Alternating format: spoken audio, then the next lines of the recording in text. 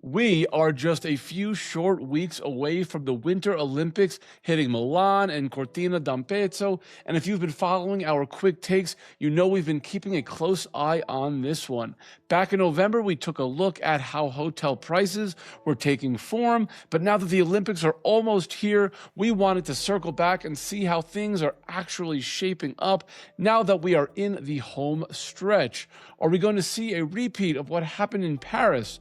One way to find out. Today we're going to focus on the data coming out of Milan, so let's dive in and see what is happening. So how's Milan doing? Well, as of right now, looking at the average advertised prices in aggregate for February 6th through the 22nd, which are the dates of the Olympics, we are seeing nice, strong jumps across the board relative to where pricing actualized last year. Leading the charge is the 4-star segment, with advertised prices currently up by 134%.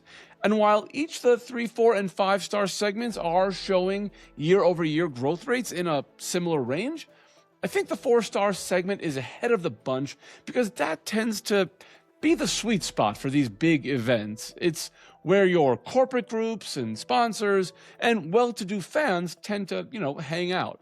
They want quality, but they aren't necessarily looking to drop that 5-star money, so that's where the demand can appear most dense. Now, if we are looking at the pricing evolution over the last year or so, things get interesting. And to be clear about what we're looking at, this is aggregate average pricing starting from the 350-day lead time mark, and as the event gets closer, we can see how prices move and evolve.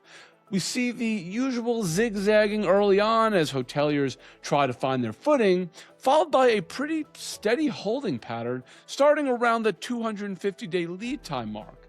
But then at the 28-day lead time mark, 4 weeks before the event, the trend kind of snaps, with prices taking a bit of a dive, landing around the €473 mark by day 21. Now, at a first glance, you might think, oh no, here we go again, we're going to have a repeat of Paris with a downward spiral in hotel pricing.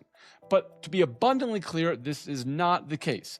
If you look at the y-axis, you'll see I'm starting at €400, just so we can zoom in and see the more nuanced movements of this evolution curve. If we zoom out, what we see is indeed a bit of a correction, but not as severe looking as you might have originally thought.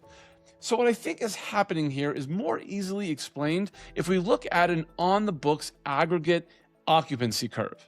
Now, at that 28-day lead time mark, occupancy on the books was sitting at around 77%. Solid, but obviously not where hoteliers want to be 4 weeks before the Olympics. So prices corrected downward to induce demand, and this is exactly what they got, and on the books occupancy crossed 90% at the 18-day lead time mark. So this was obviously a look at pricing for Milan, and when we do our next update for the Olympics, we will include data for Cortina d'Ampezzo as well.